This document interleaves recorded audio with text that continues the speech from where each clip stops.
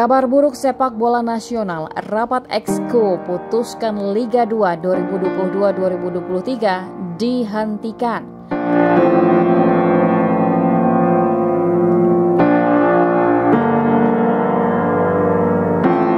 Gonjang-ganjing perihal kelanjutan Liga 2 2022-2023 serta Liga 3 2022-2023 akhirnya terjawab sudah.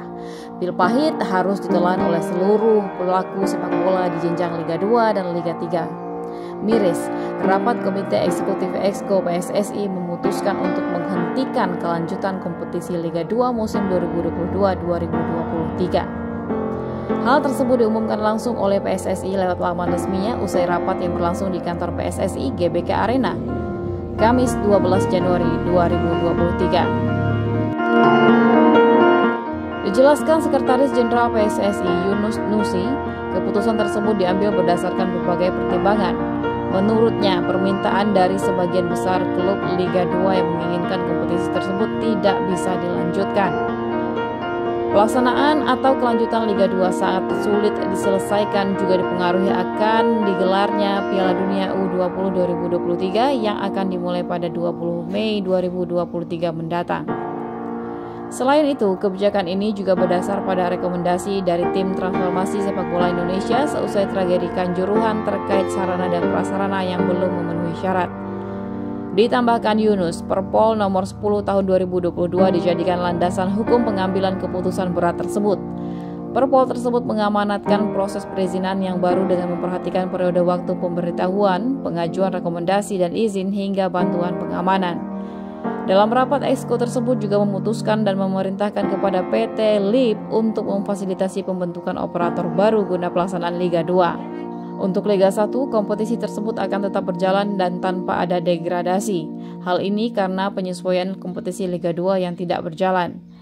Sementara untuk wakil Indonesia di kompetisi AFC musim 2023-2024, PSSI akan menggelar play-off yang diikuti oleh juara Liga 1 2021-2022 versus juara Liga 1 2022-2023.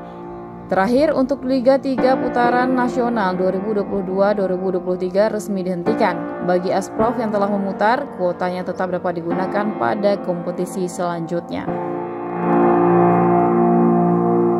Keputusan ini merujuk atas tragedi Kanjuruhan yang berpengaruh terhadap beberapa program khususnya kompetisi di PSSI.